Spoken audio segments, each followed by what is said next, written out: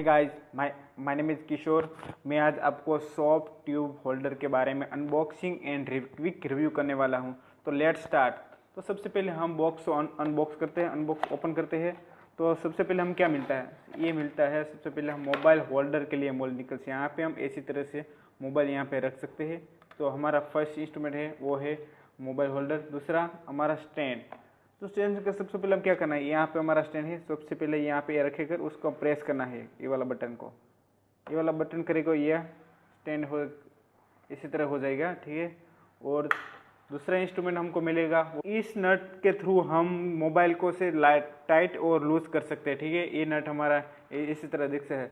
Hi guys, मैं आपको soft tube holder की असेंबली के बारे में सिखाता हूँ। तो सबसे पहले क्या करना है, ये वाला पार्ट है उसको यहाँ पे इसी तरह से ऐसे कर देना। उसके बाद ये वाला टाइटिंग जो वाला नट है उसको इसी तरह से रख देना है। उसके बाद यहाँ पे ऐसे रख हो जाएगा।